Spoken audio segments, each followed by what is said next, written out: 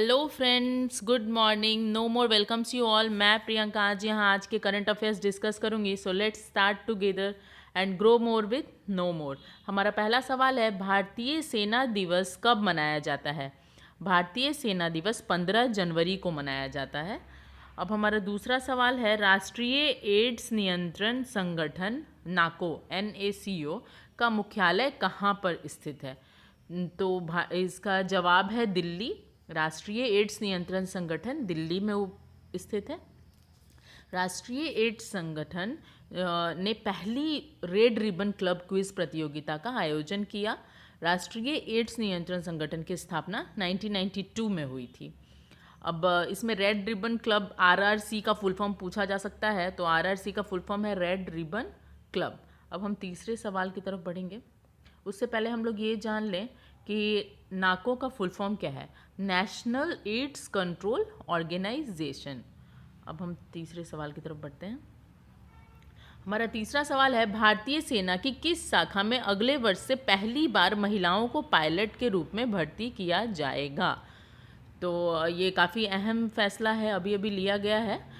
महिलाओं को भी पायलट के रूप में भर्ती किया जाएगा। तो किस शाखा में, भारतीय सेना की किस शाखा में? इसका जवाब है सेना विमानन कोर में। भारतीय सेना प्रमुख जनरल मनोज मुकुंद नरवाने की, अब इससे में सवाल आ सकता है कि भारतीय सेना के प्रमुख जनरल कौन है, तो उनका जवाब होगा मनोज मुकुंद। मनोज मुकुंद नरवाने की हालिया घोषणा के अनुसार अगले साल से महिलाओं को सेना विमानन कोर में पायलट के रूप में शामिल किया जाएगा। इससे पहले आर्मी एविएशन कोर में महिलाओं का केवल ग्राउंड ड्यूटी रहता था। अब महिलाएं हेलीकॉप्टर भी उड़ाएंगी और सीमाओं पर ऑपरेशन का हिस्सा बनेगी। तो ये विमेन एम्पावरमेंट की तरफ सरकार का एक अगला बढ़ता हुआ कदम है। अब हमारा चौथा सवाल है, किस देश के नेता को सत्तारूढ़ वर्कर्स पार्टी की उपाधि दी गई है, महासचिव? तो इसका जवाब है उत्तर कोरिया। सभी लोग वाकिफ़ हैं उत्तर कोरिया के नेता कौन हैं, किम जोंग। उनको हाल ही में सत्तारूढ़ वर्कर्स पार्टी के नया खिताब महासचिव दिया गया है। अब हमारा अगला सवाल है, किस केंद्रीय मंत्रालय द्वारा राष्ट्रीय फेसलेस पेनल्टी सेंटर की स्थापना की जाए? जवाब है वित्त मंत्रालय। तो इसके बारे में और जानेंगे। Faceless penalty scheme, faceless penalty scheme penalty से संबंधित है, तो ध्यान रख लीजिएगा पेनल्टी मनी से रिलेटेड है, तो वित्त मंत्रालय इसको देख रहा है। इसका उद्देश्य हाल ही में लॉन्च किए गए फेसलेस मूल्यांकन कार्यक्रम के तहत जारी किए गए जुर्माने के आदेशों को संभालना है। अब हमारा अगला सवाल है, अल्पसंख्यक मामले मंत्रालय ने किस भारतीय राज्य केंद्र शासित प्रदेश में सभी वक्फ, WAKF होता है, वक्फ संपत्तियों को टैग करने का निर्णय लिया है? जियो टैगिंग होगा। तो ये हमारा एक केंद्र शासित प्रदेश है पुडुचेरी, जिसको पहले पौंडीचेरी कहते थे, अब उसका नाम बदल के पुडुचेरी कर दिया गया है। तो वहाँ के ये डिसीजन लिया गया है कि सारे वक्फ संपत्तियों को भी जियो टैगिंग किया जाएगा। केंद्रीय अल्पसंख्यक मामलों के मंत्रालय ने घोषणा की कि उसने केंद्र शासित प्रदेश पुदुचेरी में सभी वक्फ संपत्तियों को जियो टैग करने का फैसला लिया। यह कदम क्यों उठाया गया है? यह कदम स्थानीय गुंडों द्वारा संपत्तियों पर अवैध कब्जों की कई शिकायतों के बाद उठाया गया। मंत्रालय पुडुचेरी में एक वक्फ बोर्ड का गठन करने के लिए भी काम कर रहा है। अब हमारा अगला सवाल है, स्टेम शिक्षा को बढ़ावा देने के लिए देश भर में 100 अटल टिंकरिंग लैब्स को किस गठन द्वारा अपनाया जाएगा? तो इसमें इसका जवाब है इसरो। इसरो का फुल फॉर्म जान लीजिए, इंडियन स्पेस रिसर्च ऑर्गेनाइजेशन। अब हमारा इसमें थोड़ा सा और हम लोग जान लेंगे। इसका उद्देश्य देश के युवा छात्रों को मेंटरशिप प्रदान करना, विज्ञान, प्रौद्योगिकी, इंजीनियरिंग और गणित। स्टेम का फुल फॉर्म है science, technology, engineering and mathematics, और अंतरिक्ष क्षेत्र में शिक्षा को बढ़ावा देना। तो चलिए अब हमारा अगला सवाल है, विरासत संरक्षण समिति जो हाल ही में खबरों में था, का नेतृत्व किस केंद्रीय मंत्रालय के अधिकारी कर रहे हैं? तो विरासत संरक्षण है, तो विरासत मतलब समझ लीजिए विरासत में हम लोग को क्या मिलता है। तो वैसे ही विरासत में आवास है और शहरी मामलों के मंत्रालय, इसको देखेंगे, ऐसे रिलेट करके हम याद रख सकते हैं। हेरिटेज कंजर्वेशन कमेटी का नेतृत्व केंद्रीय आवास और शहरी मामले मंत्रालय के अतिरिक्त सचिव करते हैं। अब हमारा अगला सवाल है, भारत के कुल बजट पर संरक्षित क्षेत्र, ये अभी ही एक सर्वे हुआ है, इसमें पता चला है केंद्रीय पर्यावरण वन और जलवायु परिवर्तन के मंत्री कौन है। सबसे पहले हम लोग ये जान लें, केंद्रीय पर्यावरण वन और जलवायु परिवर्तन के मंत्री प्रकाश जावड़ेकर। ठीक है, अब पर्यावरण से रिलेट करके याद कर लीजिए, प्रकाश जावड़ेकर जी हैं, ने 146 राष्ट्रीय उद्यान और वन्य जीव अभयारण्यों के साथ साथ देश में चिड़ियाघरों के प्रबंधन प्रभावशीलता मूल्यांकन मतलब मैनेजमेंट इफेक्टिवनेस इवैल्यूएशन को जारी किया गया, और उसमें पता चला कि वर्तमान में भारत में 903 संरक्षित क्षेत्र हैं जो देश के कुल भौगोलिक क्षेत्र का लगभग 5% है।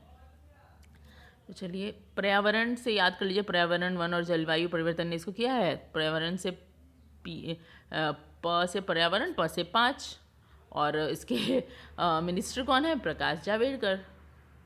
अब हम लोग नेक्स्ट की तरफ बढ़ते हैं। हमारा अगला सवाल है, सी विजिल 21 किस देश का एक रक्षा अभ्यास है। सी विजिल 21 हमारे भारत देश का एक रक्षा अभ्यास है। इसमें भारतीय नौसेना ने 2 दिवसीय सैन्य अभ्यास का सी विजिल ये 21 का योजना कर रही है, जिसमें भारत की सबसे बड़ी तटीय रक्षा ड्रिल कहा जा रहा है इसको, तो ये ध्यान रखना बहुत ज़रूरी है। सी विजिल 21 रख लीजिए, क्योंकि 2021 है अभी चल रहा, तो काफ़ी हम लोगों को याद अच्छे से रह जाएगा।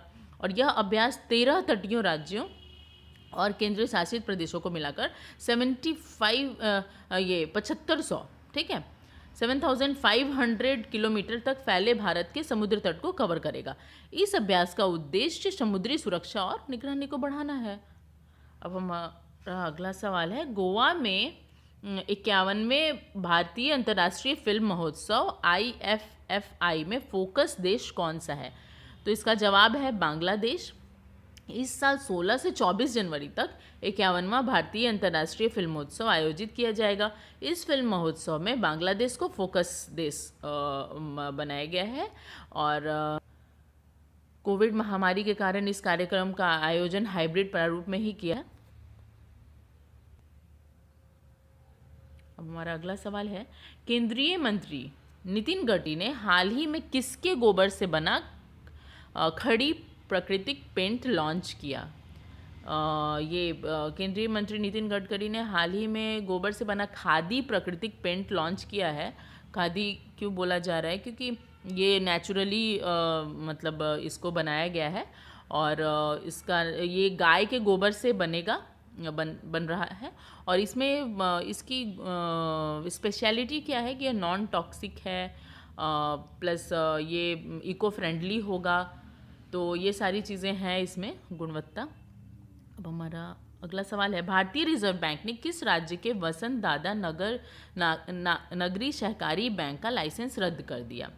तो रिजर्व बैंक ने अभी अभी महाराष्ट्र के वसंत दादा नागरी सहकारी बैंक का लाइसेंस रद्द कर दिया है। अब हमारा अगला सवाल है, अमेरिका के नवनिर्वाचित राष्ट्रपति जो बाइडेन ने किसे CIA का निदेशक नियुक्त किया है। जो बाइडेन ने विलियम बर्न्स को, ऐसे ध्यान रख लीजिए, बर्न्स समथिंग बर्निंग, और बाइडेन एंड बर्न्स, तो बाइडेन ने किसे CIA का निदेशक नियुक्त किया है विलियम बर्न्स को। अब हमारा अगला सवाल है, भारत का कौन सा राज्य स्थानीय सहकारी निकाय सुधारों को पूरा करने वाला देश का चौथा राज्य बन गया है। स्थानीय सहकारी निकाय को पूरा करने वाला चौथा राज्य मणिपुर बन गया है। इसका जवाब है मणिपुर। इससे पहले 3 और कौन थे राज्यों का नाम हम लोग यहाँ देख लेंगे, आंध्र प्रदेश, मध्य प्रदेश और तेलंगाना। अब हमारा अगला सवाल है, फिर से ये रेपिटेड क्वेश्चन है, 51वें भारतीय अंतर्राष्ट्रीय फिल्म महोत्सव ने कंट्री इन फोकस किस देश को चुना है। तो इसका जवाब हम लोग सभी लोग दे पाएंगे, बांग्लादेश। हमारा अगला सवाल है, चेरी ब्लॉसम फेस्टिवल किस राज्य में मनाया गया। चेरी ब्लॉसम फेस्टिवल मणिपुर में मनाया गया। Next question, Henley passport index में भारत का कौन सा स्थान रहा? हेनले पासपोर्ट इंडेक्स में भारत का 85वां स्थान रहा, 85th। जापान फिर से तीसरी बार प्रथम स्थान पर रहा है। हमारा अगला सवाल है, चौथा वन प्लैनेट समिट को किस देश ने होस्ट किया? वन प्लैनेट समिट को किस देश ने होस्ट किया है? फ्रांस ने इसे होस्ट किया है।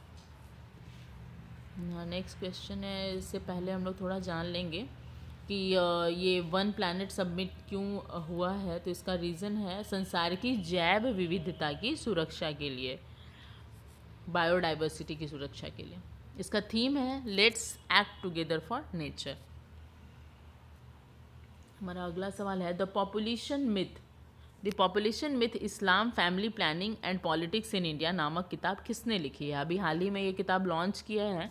इस किताब के राइटर हैं SY कुरैशी, XCEC हैं ये।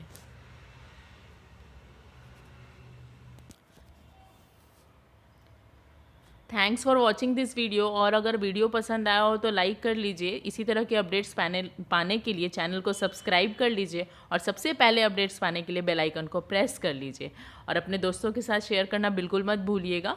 तो चलिए फिर मिलते हैं नेक्स्ट वीडियो में। अभी अब अच्छे से पढ़ते रहिए। Bye bye.